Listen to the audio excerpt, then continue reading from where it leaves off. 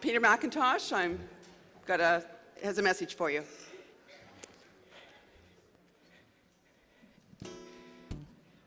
Morning.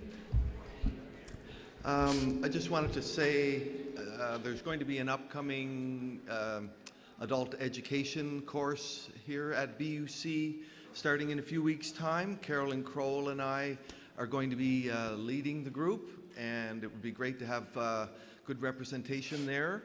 The subject matter is going to be the Old Testament, which is, I know for some folks, kind of a challenging topic, but we're very much going to tackle it in a light, high-level manner. And certainly there'll be no prior knowledge, no testing at the course, but so it'd be great to have you there.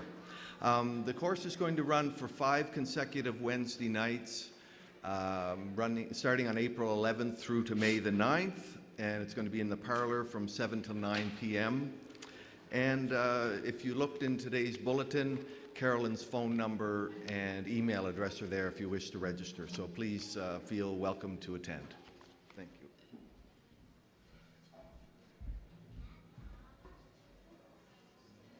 I think there's a, oh my goodness, you're supposed to be at the front of the church.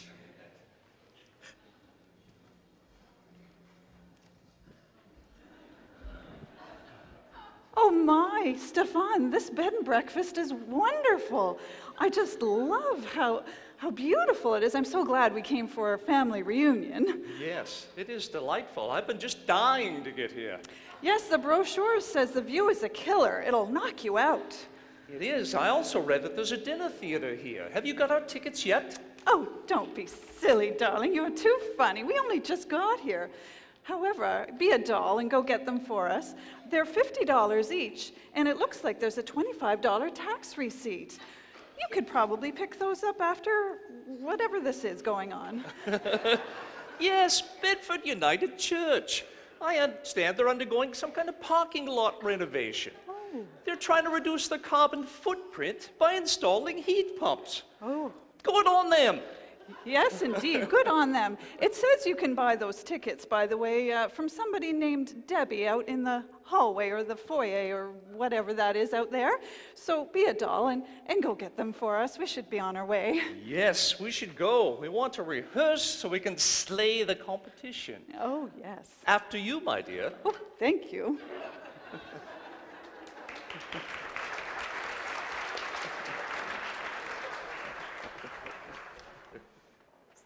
A nice prequel to our show in April.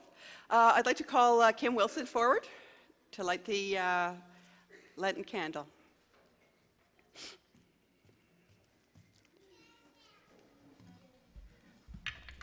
We've lit candles throughout Lent to invoke God's light in places of darkness and struggle in our world. The candles we light today represent those places. Today is Palm Passion Sunday, the last Sunday of Lent. We light one more candle this day to represent the courage and hope needed by Jesus and all of us as we face the darkness that Good Friday brought long ago and continues to bring today.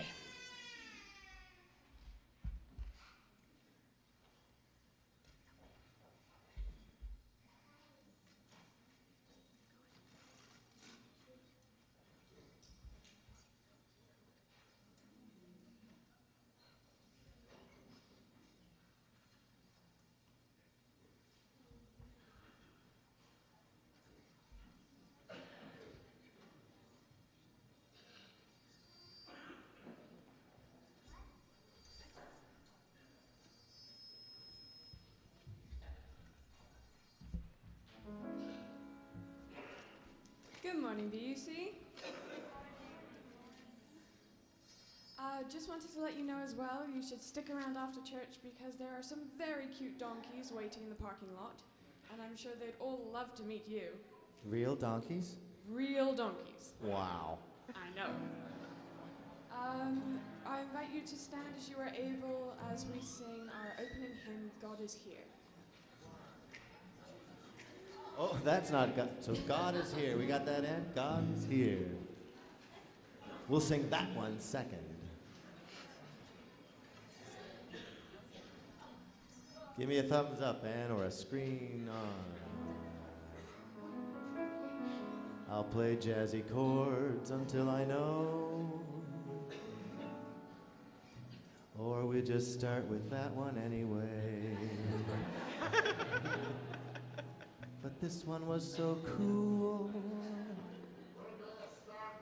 All right, see what comes up next. Come on down, Nathan.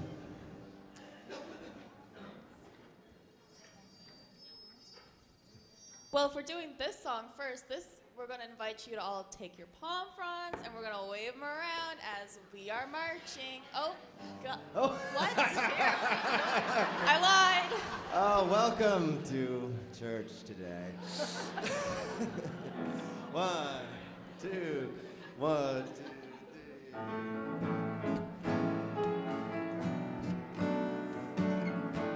Paul, the guitar's not in the system.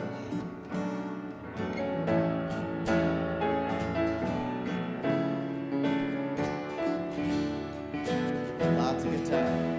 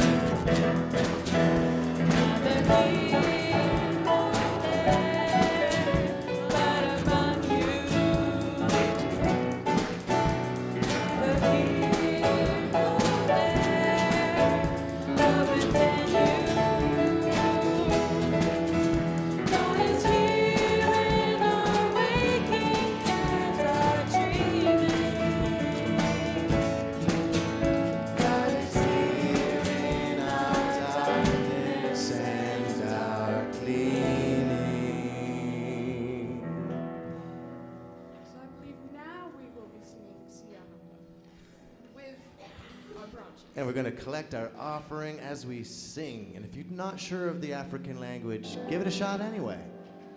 Doesn't that look easy? I bet half of the church knows this super well. We've been singing it for 30 years. And if you're new, you'll catch on.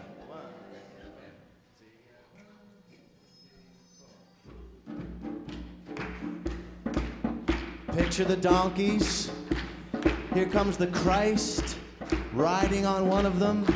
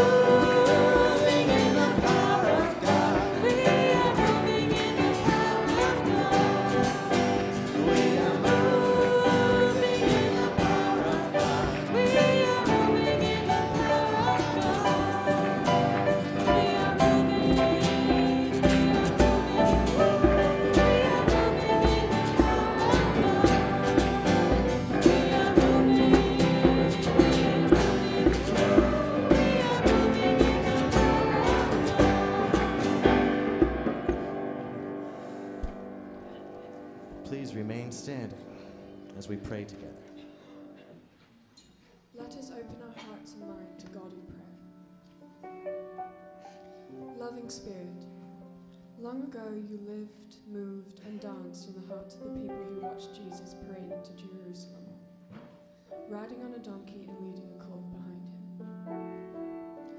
You live, move, and dance in our hearts this morning too. We are grateful that you are with us. But now, as then, the people waving their palm branches and watching the parade did not know it was a protest against earthly power and people's devotion to things other than you. The truth of your love and vision was hidden from their eyes. Today we hold palm branches, and we may not be sure why. Patient Spirit, open our eyes so that we may see what the protest of Jesus means today, what his coming death on Good Friday means as the greatest protest of all. Lead us, God, on the path that Christ shows, the path to Easter, to mystery, to unending life and love and peace for all. Not an easy path, but one of the deepest meaning, purpose, and belonging. May worship today be a blessing to each person here so all find healing, hope, and connection to you.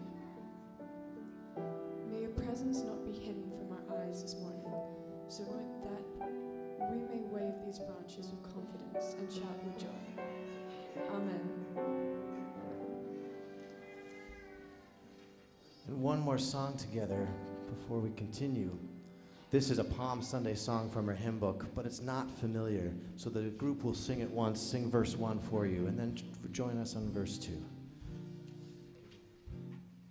All set, time?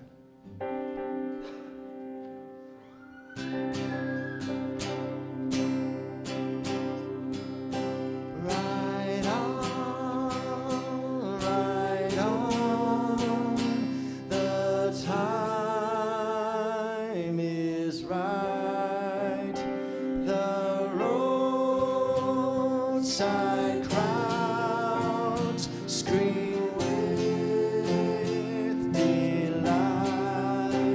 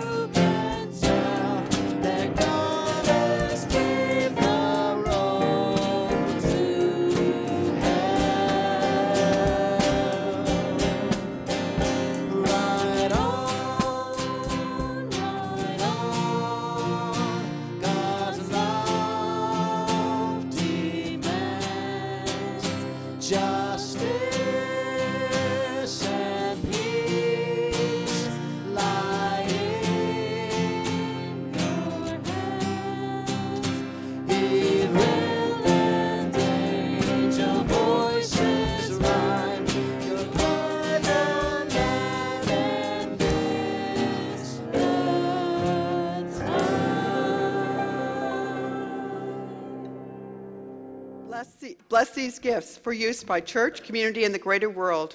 Amen. Amen. Please be seated. And the children can come up for the story.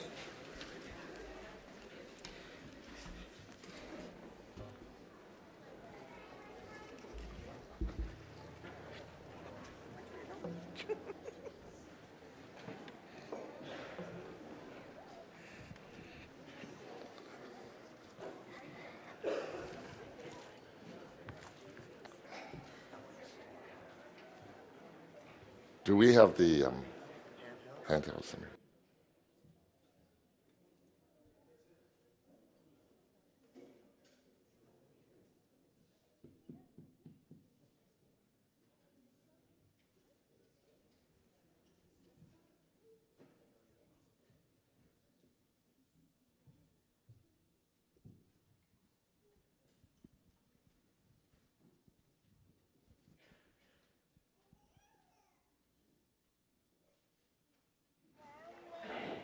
So, how many of you can guess what Sunday it is today? Palm Sunday. It is Palm Sunday. And give us sound on this too, Paul. Is Palm Sunday generally a happy Sunday or a sad Sunday? Anyone got any ideas? Yeah. Happy. Yeah, it feels happy, right? It's a Sunday on which we remember that Jesus, when he was teaching people and had all sorts of followers, one day Jesus said, let's have a great big celebration. And he asked his disciples to go get him a donkey. And he climbed on the back of that donkey. And he rode on the donkey into the big city where Jesus lived, a city called Jerusalem. And his disciples waved their palm branches, and they all sang, Hosanna, Hosanna to Jesus who comes in the name of the Lord. Because they believed that Jesus was a really special person who was going to show a different way to live in the world. So everybody was excited and really, really happy. And the palm branches were a symbol of, I'm excited and Jesus is wonderful and I love him and I'm really, really happy. But what people don't often realize is that Jesus was going to Jerusalem not just to have a party. Jesus was going to Jerusalem actually to do something that was really hard. He was going to Jerusalem to tell some really bad people that they were doing some really bad things, and that God wanted them to change the way they were acting.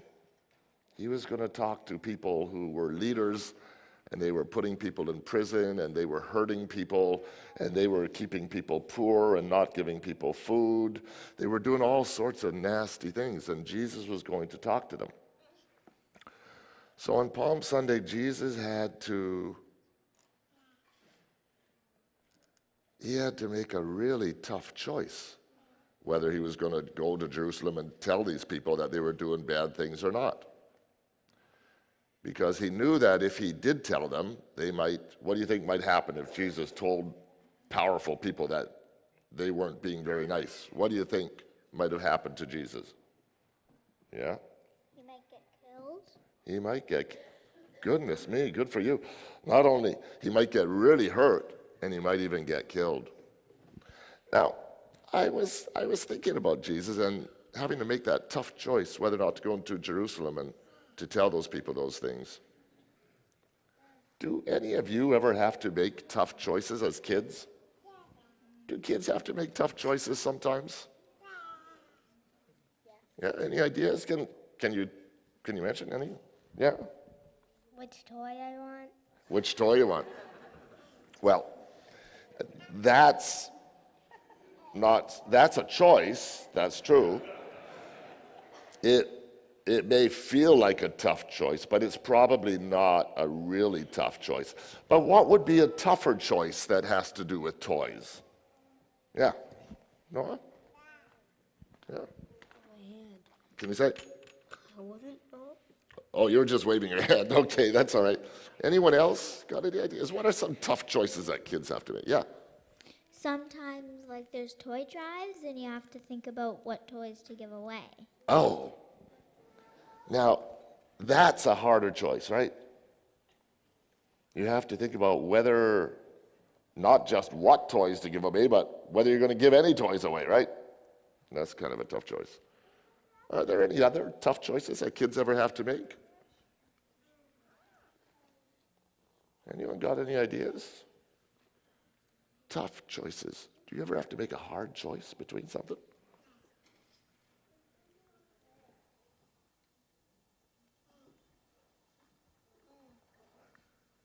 Yeah. What you're going to get your parents for Christmas or their birthdays when you have no idea what to buy for them? Yeah, that could be a tough choice. That's true, too. That can be a hard choice, too. Yeah. Anything else? What about some of you moms up here? Any tough choices? Nova? Ashley? Any ideas? Oh, come over here and say that. Here's a dad. He knows about tough choices kids have to make. Standing up to your bully and forgiving them. Uh-huh. Have any of you ever experienced a bully? Yeah. Yeah, you have. Sometimes you have to stand up to them. Sometimes you have to tell them something that what they're doing isn't very good. Anyone else got any ideas for kids? What are some tough choices that kids have to make sometimes? I'm asking you now. Yeah. If their friends are teasing somebody else, they have to make the choice whether or not to join in or to stand up for the person being teased. Have any of you ever had that situation? A friend's being teased, and you have to decide whether to stand up for them or just to go along with the teasing? Yeah. Deciding not to tell secrets that your friends tell you, even if you really, really, really want to tell the secret. Ah, Emily. That's a good one too, right? Yeah. So sometimes we have to make tough choices. And sometimes when we make tough choices like Jesus did, they get us into trouble. And or they can make life sort of hard for us. And that's what happened with Jesus. His followers all thought the palm branches were really wonderful and happy. They're going to have a big party and a celebration. They didn't quite realize that Jesus was making a tough choice to go and tell some bad people that they needed to do some things differently. And after he made that choice, what do you think happened to the palm leaves? They turned into a symbol of something else. And Nova just made one. What's this? A cross. Yeah, that's a cross. Nova's an expert at making crosses. I was going to make them this morning, then I saw her making them. I said, yours are a lot nicer than mine. So this is a symbol of making a tough choice. But this is God's symbol, because the cross is God's way of saying, sometimes we make tough choices because I want you to make those choices, even when they're hard choices. And sometimes it doesn't always mean that things go easy for us when we make tough choices. But because it's God's way, we do it nonetheless. And that's what Jesus did. He made some tough choices that turned the palm leaves, sort of a symbol of celebration, into a cross. But he did the right thing, and he ended up making the world a much better place because of it. Okay? Now, what we're going to do is we're going to give every single one of you. Yeah, if you don't have one. Emily, can you just take these around and just give them to everybody, okay? And hand out one to everybody, all right? So I want you all to take one. Now, here's the other thing. After worship today, there is, whenever you make a tough choice, though, it's a good thing, and it is something to celebrate when you make a tough choice. And donkeys are cause for celebration. So after church today, we're going to have, no, well, yes, but we're going to have donkeys. Donkeys are really cool. There are donkeys behind the church. And some of you weren't able to park behind the church this morning because we had turned it into a donkey parking lot. But after worship, you're going to get to check out these donkeys, right?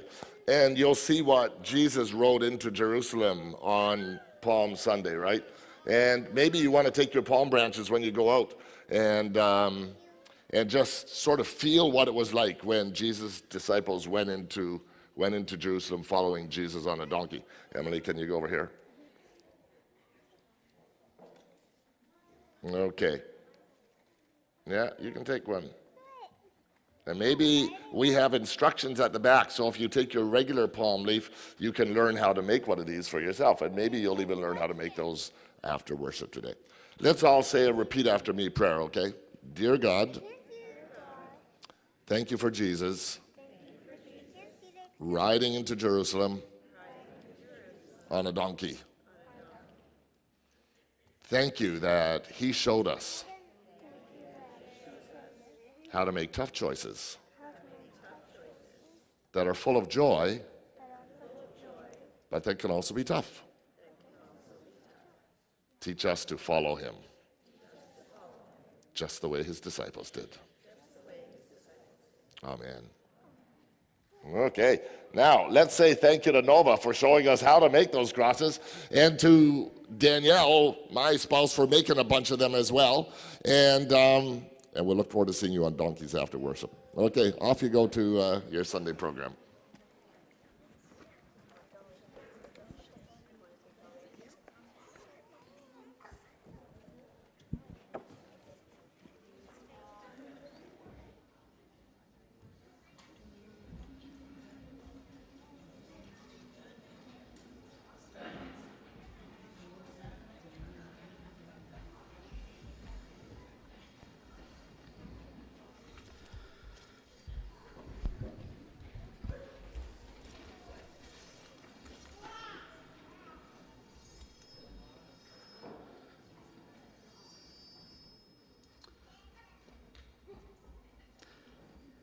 So please join me this morning in listening to the Palm Sunday story.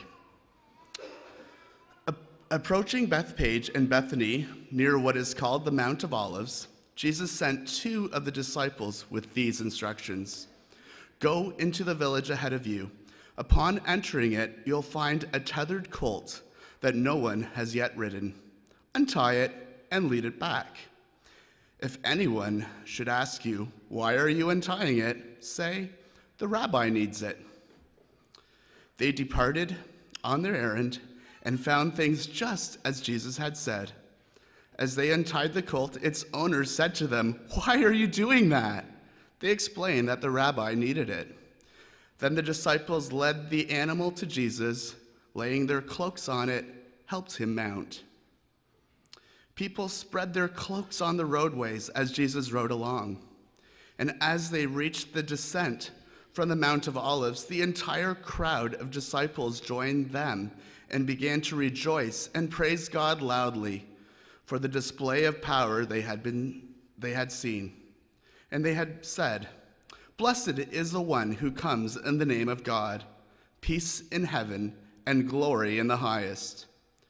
Some of the Pharisees in the crowd said to Jesus, teacher, rebuke your disciples.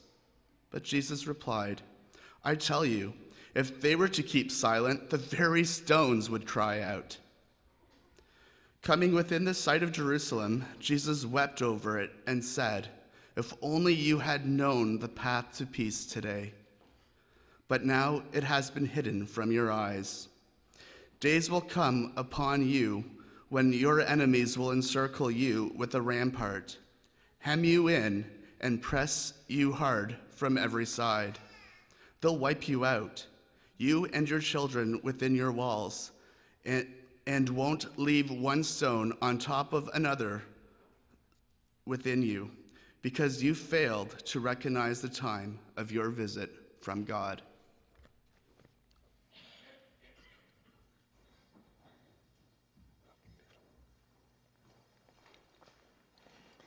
Barry, thank you for sharing that reading with us. As you can all hear, I'm not at the edge of the grave, but I may sound like it. I did really well all winter, and finally I succumbed to this March madness. You may choose to hug me, or you may choose not to hug me this morning. My recommendation might be that you just give me one of these or one of these this morning, but I don't think I'm too contagious, but one never knows. How many of you couldn't find a parking spot this morning? There were a few. I actually heard there were a few of you who were cranky about that back parking lot being all locked up, not being able to find a spot back there. That's because we have donkeys.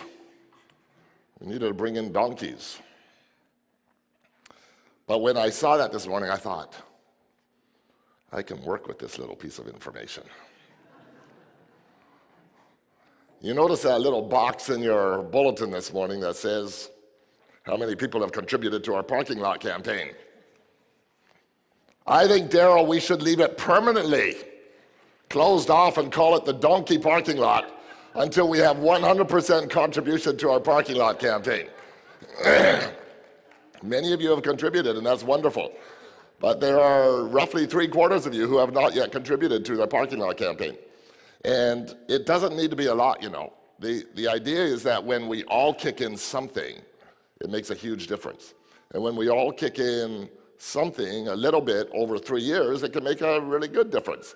So get out there and make your contribution to the parking lot campaign so that we don't have to keep this back parking lot a donkey parking lot. We'd like to have everybody parking. It's been a wonderful thing. Have you all agreed it's been a wonderful thing?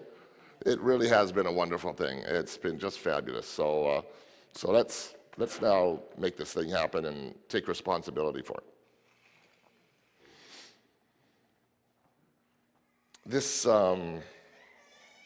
There's been a lot going on in my brain this past week. I had a whole sermon done last night, and I revamped the whole thing this morning. And it's, and you may have to, Daryl or Darlene just cut me off when we need to cut me off here, because there's a lot in my mind today. This past week, we concluded a science and faith program. There were roughly 30 of us who completed this program over 8 weeks, looking at the implications of contemporary science for our modern faith. And, you know, for a long time, the scientific sort of paradigm and approach to the world, the materialistic paradigm suggested, you know, we're getting to a place with our scientific knowledge in the world today where believing in God doesn't make a whole lot more sense any longer. And I think what we discovered as a result of this program, science can neither prove the existence of God, it can't disprove the existence of God. Religion can't prove the existence of God, and religion can't disprove the existence of God. And yet, what's been going on as we look at the implications of contemporary science in the world today, a science which, unless you've really immersed yourself into it a little bit, is actually demonstrating that belief in God has become an incredibly rational choice. The implications of contemporary science for the belief in an underlying power and creativity and intelligence is just overwhelming. And that's the wonderful takeaway from an exploration of contemporary science, is that believing, when you approach faith from a rational perspective, it's an incredibly rational thing to do in the world today as you look at contemporary science. And the people who have taken the course understand what I'm talking about, and those of you who haven't, we may want to do that again at some point. So that's been on my mind. The other thing that's been on my mind is some of the stuff going on in the world right now. Danielle pulled up on YouTube yesterday a sort of a 2-hour video of the incredible March for Our Lives demonstration that took place in Washington yesterday. How many of you watched some of that? Just mind-blowing. And 500,000 people, all led by young people. It's something, if you haven't watched it yet, you should watch it. there's an incredible movement that's taking place in the U.S. and it's spreading around the world. A couple of other things have happened this past week, and I think for a number of weeks now, this whole Me Too movement has been just growing in significance. And on top of that, this whole Facebook scandal. How many of you have been paying attention to that? So Elon Musk, the founder of Tesla, decided to get rid of his Facebook account. I'm not going to tell you to do that today, but I'm going to say that in light of what happened, we should all be thinking about whether or not we want to do that. So all of that's been on my mind, and I've been thinking, how do I connect all that? And then on top of that, of course, this is Palm Sunday. So how do I connect all that stuff together? So let me first talk about the science stuff for just a minute. Our exploration of contemporary science, and particularly Newtonian physics, has people versed in Newtonian physics, which was kind of the pre-modern scientific paradigm, were led to believe that life was, and is Paul Wheaton here today? Where's Paul? Is he around? Oh, there you are, Paul. This sermon's really dedicated to you, buddy. This sermon is dedicated to Paul because he and I have been talking about this and bantering this back and forth, and I've been inspired by this conversation about whether our lives are totally determined, meaning do we have free choice as human beings? And Paul and I have been having this conversation for some time, and it's come up in our science debate. And the whole Newtonian view of the world, which is based on a materialist perspective of the world, and so let me just give you an example. How many of you like to play golf? I know there are golfers here. So you take a golf ball and you have a golf club, and Newtonian science suggests that if you can know enough about the physical forces at play in that golf game, so if you know exactly how much force the golfer brings to the club, if you know the exact angle at which the club hits the ball, if you know the strength of the winds and the trajectory that are going on, you can determine precisely if you hit that ball where that ball is going to land. So given a powerful enough computer, accurate enough information, and so Newtonian physics has suggested that that's how the universe is based on cause and effect, and that the whole universe is predetermined. We don't have any free choice in the matter whatsoever, okay? And quantum mechanics has come along and said, this is a newer version of science now that's in the world today, has suggested, no, that's not true. Newtonian physics only applies in certain ways. At the deepest level of reality, reality is very spontaneous and is based in freedom. And so a bunch of us were at Brewster's this past week, the Spaghetti Men having a little party and a celebration. We were playing pool, and the demonstration from quantum mechanics is, say you've got the cue ball, and you're about to hit the cue ball, and you're going to hit the number 7 ball, right?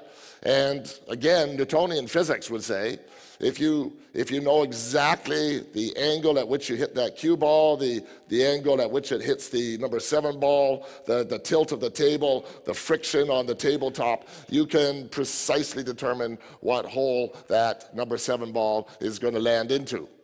And yet quantum mechanics has suggested that there's something weird that goes on in the quantum realm.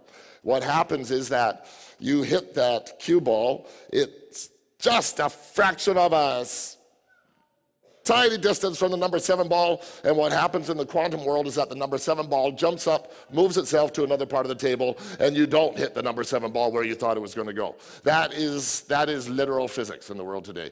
And what quantum mechanics says is that there is a radical element of freedom and spontaneity that exists within the very heart and essence of reality.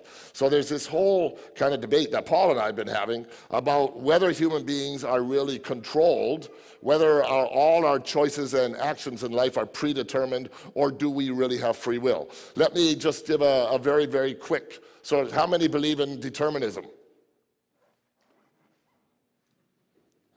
Well, I have to tell you, you're all not very smart because Albert Einstein did. Albert Einstein believed the world was entirely deterministic. How many of you believe in free will? Well, that's a good thing. You're smarter than Albert Einstein because Albert Einstein proved to be wrong, right? Free will is built into the very structure of reality. Now, what the physics suggests is that the dynamics in the physics also applies to social systems. And that's where it becomes really, really interesting. Do the rules and the laws that govern behavior in the physical world and at the subatomic level also impact social systems and orders, okay? And that's the thing that I'm a little bit curious about today. And there is some suggestion that I'm going to say to you today that both are true. That both are true. Determinism and free will both exist. The whole Facebook scandal has demonstrated how much herd behavior and impulses and stimuli can manipulate people's thinking and behavior. And that's what Facebook absolutely did. And that's what we think happened in the American election. People were manipulated by people who understood data, who understood how people's minds work and people's personalities. They put out stimuli, and people responded to those stimuli. There was no free will involved in it at all. People automatically reacted to all sorts of impulses and stimuli that came over Facebook, and they voted in certain kinds of ways that have created chaos in the world. And another thing that's part of quantum mechanics.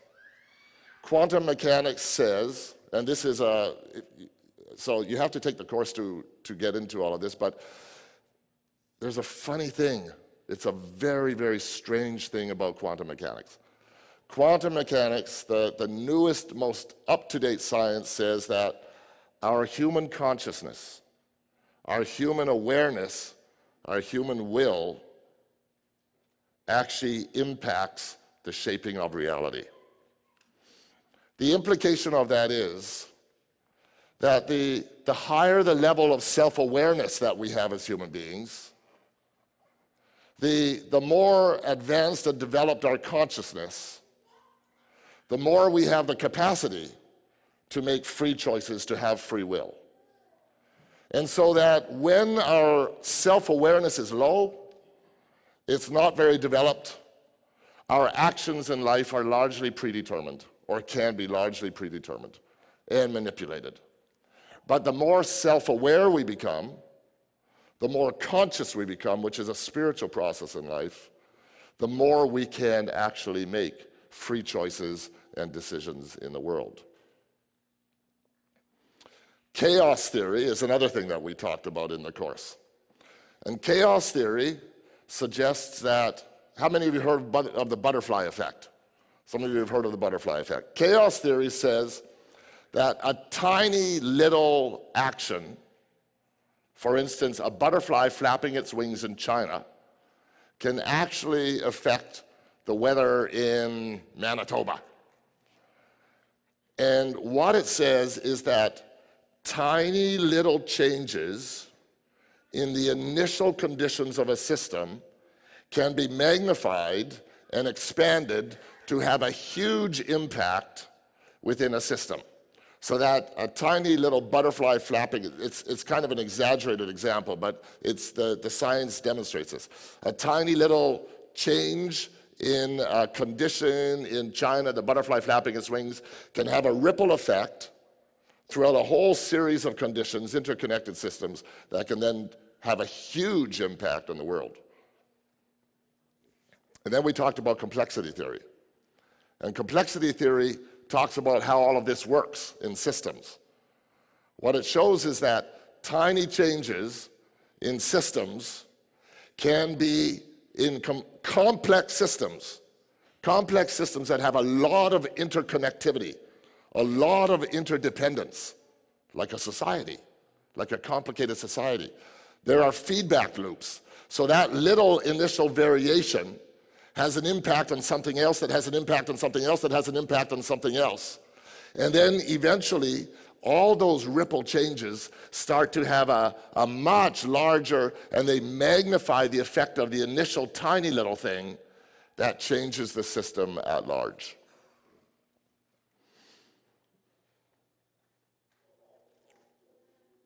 Jesus lived in ancient Palestine, an ancient culture that was brutal and violent and chaotic. People, the majority of people in Jesus' day and age, their awareness and self-consciousness wasn't very well developed according to the Gospels. What's the story in the Gospels? When they bring Jesus before Pilate, what do the crowds do? Crucify him, crucify him, crucify him, right? It's the herd instinct, right? It's a few rabble-rousers saying, crucify this guy, and everybody says, yeah, let's crucify this guy, right? That's herd instinct at play, and there's no free will involved in that situation. That's called determinism, okay? That's a variation on what happened with Facebook and the American election. It's apparently what seems to have happened. It's a variation on that. Jesus is one of those rare, remarkable human beings who had an incredibly highly developed spiritual awareness, self-awareness, God awareness, self-consciousness. Jesus was able to act as a free agent. Jesus made a choice in his life when he saw the violence and the brutality of the Roman rulers, when he saw the corruption of the religious rulers of his day. Jesus made a free choice that he wasn't just going to go along with that he was going to confront that corruption and he was going to challenge it. It was a free choice that he made. He wasn't determined. The impact of Jesus, according to chaos and complexity theory, Jesus was just one human being in a large, violent culture in his day and age. But look what happened. The free choice of one individual went on to have a transformative effect on his culture and on the entire world. That's chaos theory. That says that a tiny little variation in a system can actually have a much larger effect than initially meets the eye. And complexity theory shows why. Jesus, his little example was picked up on by his disciples. It meshed with needs and with problems in the culture in that day and age. The impact of Jesus grew and expanded, it multiplied to where it impacted the whole world.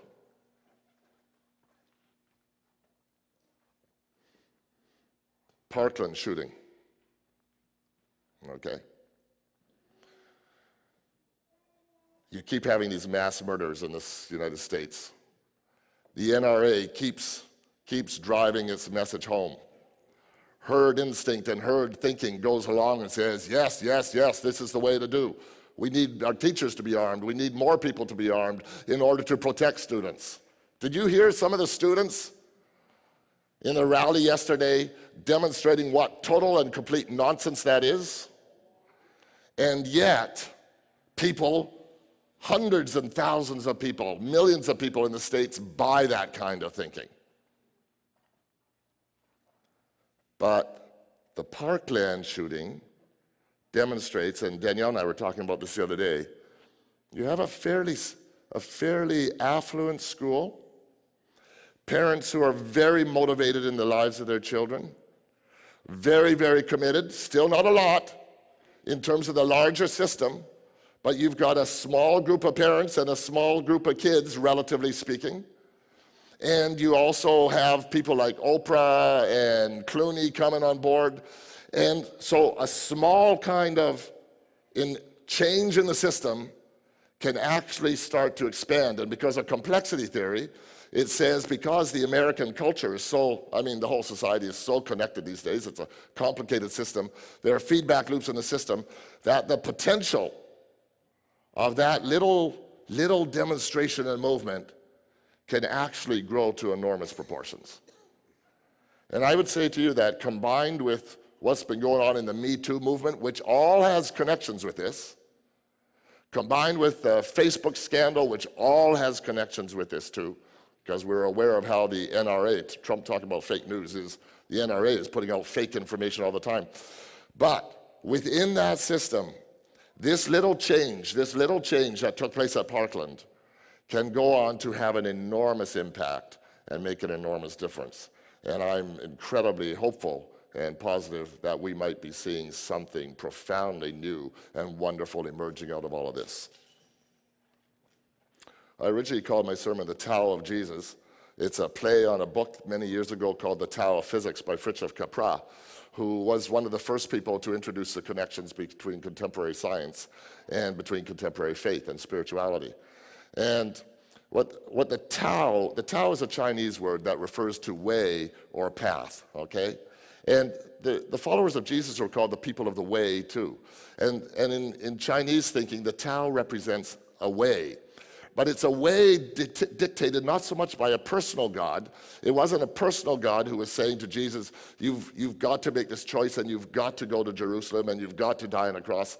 The Tao, according to Chinese thought, indicates that there is a deep underlying structure in the universe, a deep underlying intelligence and wisdom in the universe, and it acts like the flow of a river.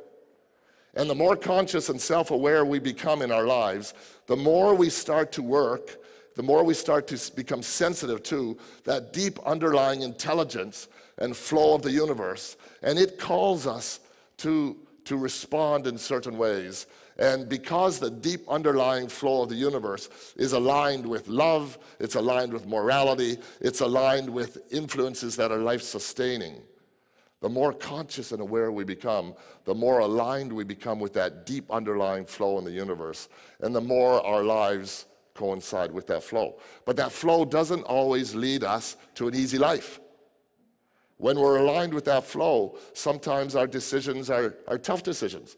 And the tough decisions and the flow took Jesus. It actually took him to the cross. But where am I going with this?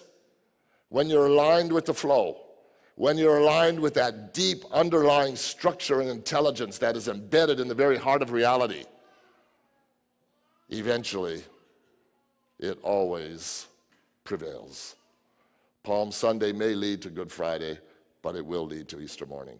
And that is something for which we can certainly give thanks and say praise to God. And I believe that we're on the cusp of seeing that wonderful dynamic that Jesus demonstrated in Palestine, 2,000 years ago. We're seeing elements of that today. But here's the final point on this is, chaos theory says that our choices are important. Our choices are critically important.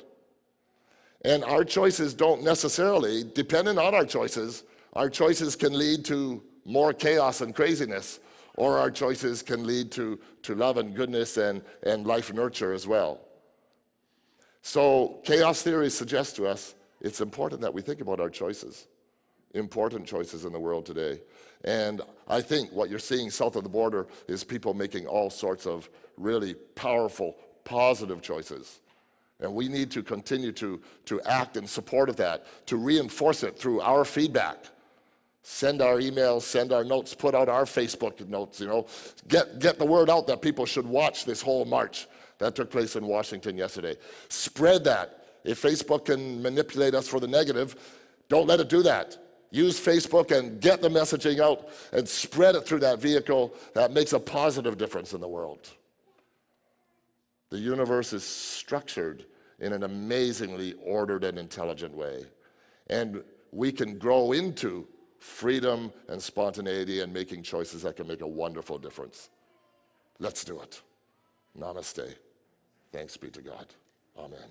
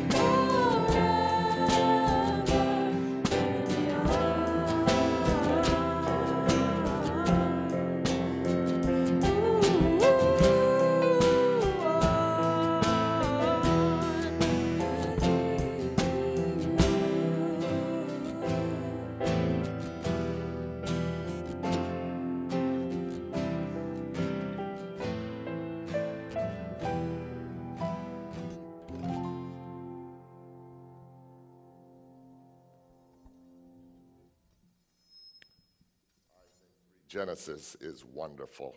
That was beautiful. Thank you so much. Just awesome.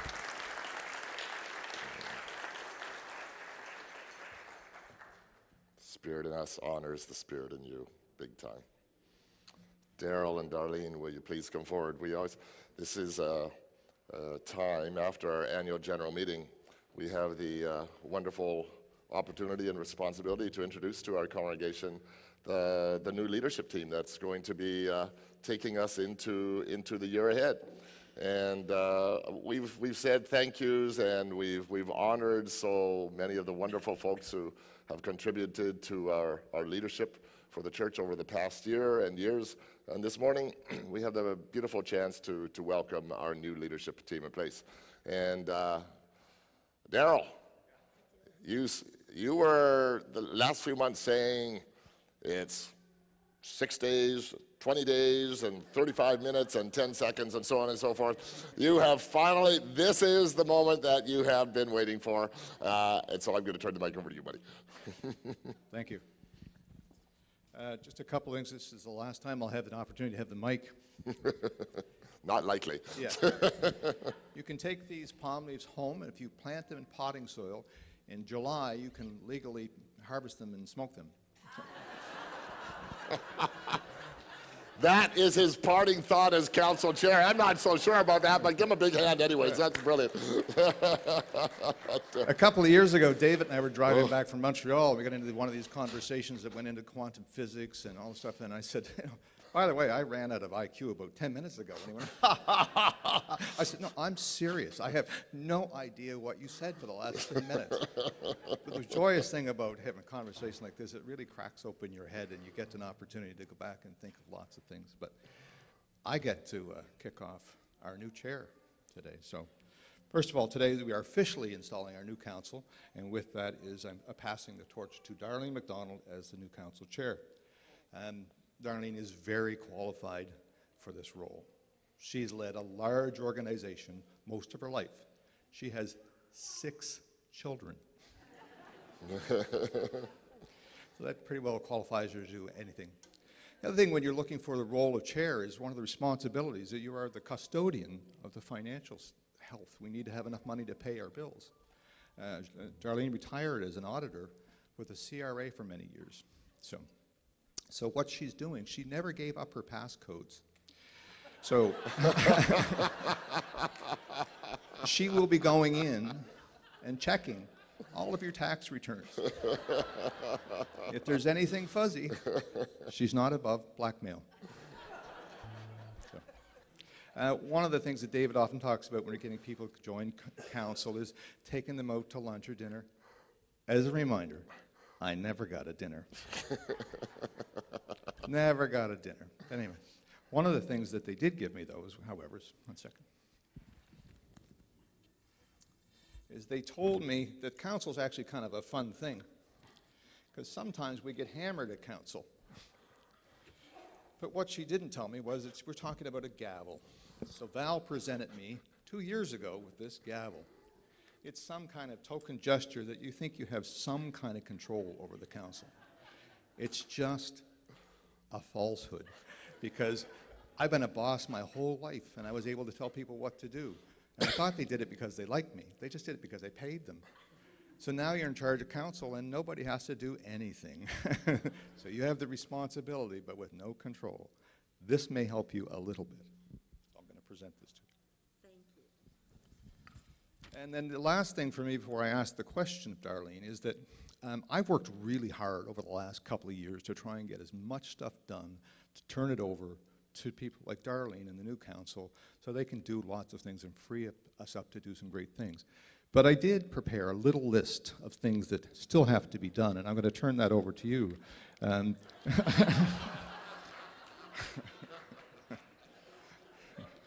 You can go through it tonight at your first council. All joking aside, Val put me through this a couple of years ago through my paces, but in all seriousness, I do have a question for you. I'll put my glasses on for it. Dear Darlene, as you assume the mantle of leadership amongst us this day, do you covenant with this congregation and with the wider United Church of Canada to keep you constantly the example of Jesus, our brother and our spiritual friend, and to serve our church with integrity, courage, vision, and a constant openness to the Spirit of God. If so, please say, I do. And with that, I introduce you to your new council chair, Darlene MacDonald.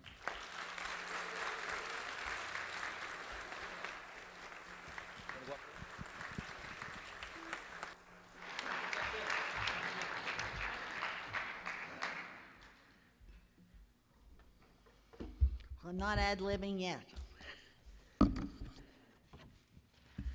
Well, I, Darlene MacDonald, humbly, very, very humbly, accept this role as chair of council. I followed Daryl, who followed Val, and she followed some, I don't, huh? Keith, yes. You know, I know full well that there were many of you out there that were vying for this job to follow Daryl. And I beat you all. I know that. You'll see another side of that fella, Daryl, if you buy your tickets for our dinner party that we're, what is it? Dinner theater, April 20 and April 21st. Stefan, was Daryl telling the truth? Oh. Actually, I feel very blessed. I feel very blessed to have this role, and I feel very blessed to be a member of this church. I feel honored, and I am delighted. Daryl, especially, and many others have been very, very supportive when I was coming into this role, and I am very appreciative. And you know now that I have 6 children. Now, when they were little, I would look at their sweet, beautiful little faces, and time felt like it was standing still. It didn't. They're all grown up now. They're fine human beings. It doesn't. Time doesn't stand still for anyone or anything. It didn't for them. It didn't for Bedford United Church. We are going through changes. There are no dusty, musty, rusty corners in this church. There is no place here for indifference or neglect. We are alive and one with the Spirit. All are welcome here all the time. We uphold diversity, but not divisiveness. Our church is united in many ways, but there's no groupthink here. We're not a homogeneous community, but again, yet, we're one in the Spirit. This loving and caring and vital place is resilient and committed to us all. We have the confidence in our ability to maintain our Bedford United Church home in a state that is sound and welcoming for all the things we do in the name of Jesus, with a vision to the future and to the community at large. We are and we will be a beacon on the Bedford Highway. Some things do change, some things won't. Bedford United Church is a going concern. And with that in mind, I ask you to please repeat after me. We are a vibrant Christian community, worshiping God, growing spiritually, accepting all people, ministering to each other with love, while offering hope and working for peace and justice for all creation.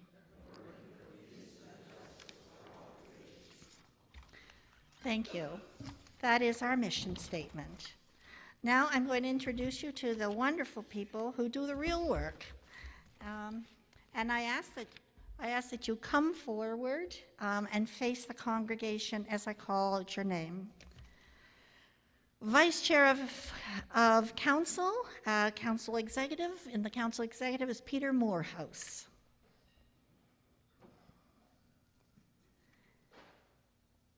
Team Leader of Stewardship, who's in Council Executive, is Murray Hartwell. Murray's not here? Oh, here he comes.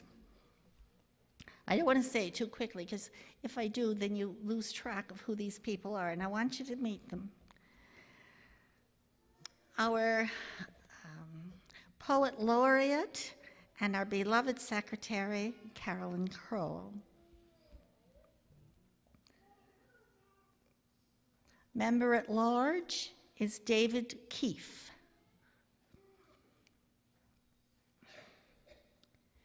Member at Large is Kim Jean-Pierre. I know Kim is ill, so I'm not sure she's here today. Member at Large, Tim Rohrabeck.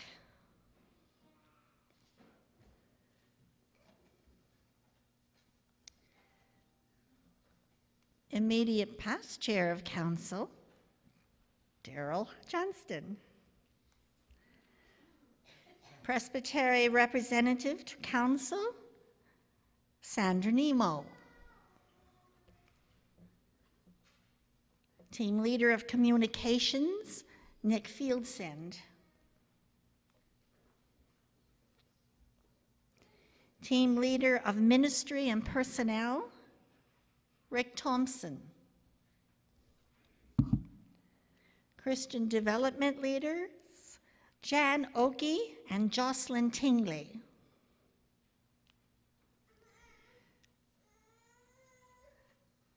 Sandra Nemo is also Team Leader of Congregational Chair. Team Leader of Inclusivity is Arlene Valère. Is Arlene here today? Team Leader of Outreach is Sandy Porter. Team Leader of Property and Facilities is Bill Maas. Of Trustees, Fraser Sutherland.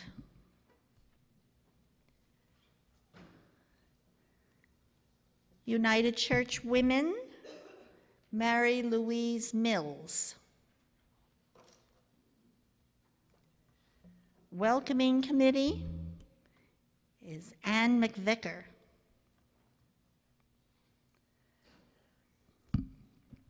Worship and Music is Barry Cameron and Paul Reed.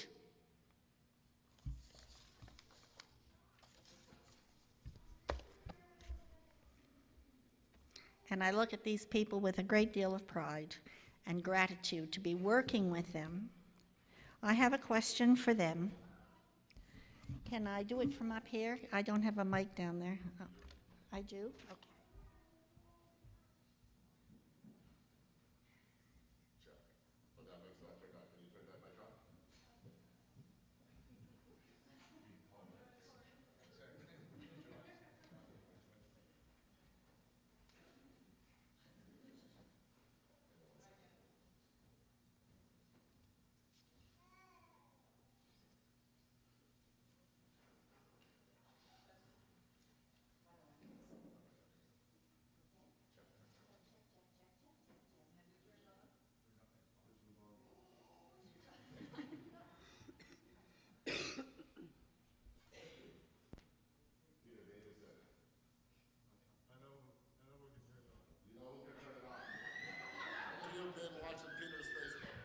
Check, check.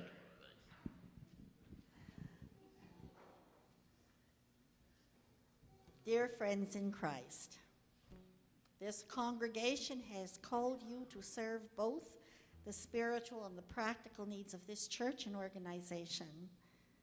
As you assume the mantle of leadership amongst us this day, do you covenant with this congregation and with the wider United Church of Canada to keep before you constantly the example of Jesus, our brother and spiritual friend, and to serve our church with integrity, courage, vision, and a constant openness to the Spirit of God? If so, please say, I do. Thank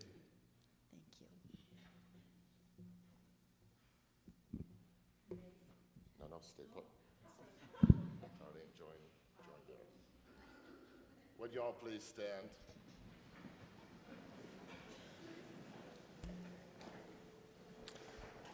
Friends, you are blessed with an incredible leadership team. You have cause for just enormous confidence and optimism and joy moving into the future. These are your leaders for the year ahead. I'm going to invite you to lift your hands the same way we do in terms of blessing folks. I'm going to invite you all to do a repeat after me prayer. Okay? Dear God, bless these wonderful leaders. Bless these wonderful leaders. May your spirit alive in them, shine through them brilliantly, and lead us into a future and a ministry to which Jesus calls. Bless us and go with us this day. In the name of our brother Jesus, we pray. Amen. Give them a big hand, ladies and gentlemen. Absolutely. Huge hand. Please be seated.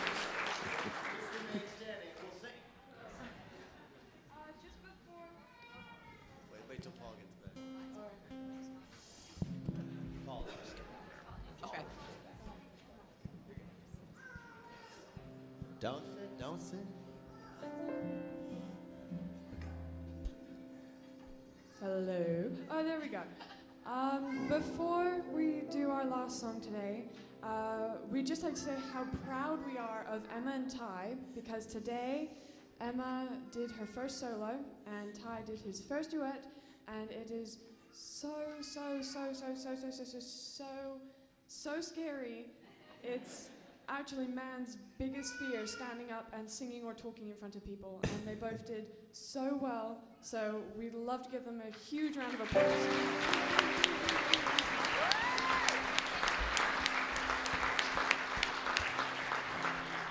And our song is In the Quiet Curve of Evening in Voices United 278. 1, 2, 3.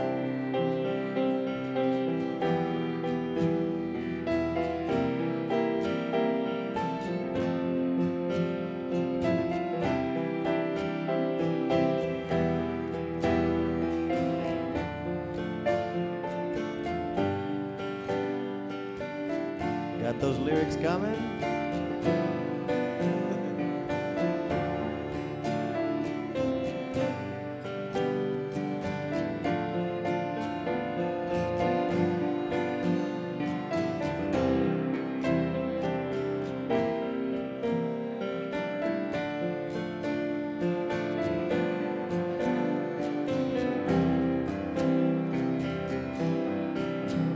In the quiet curve of evening.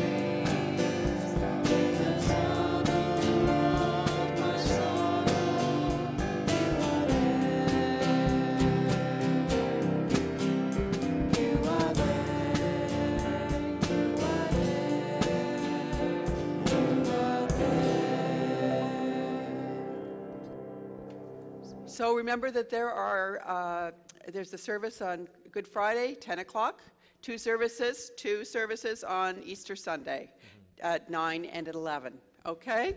Namaste.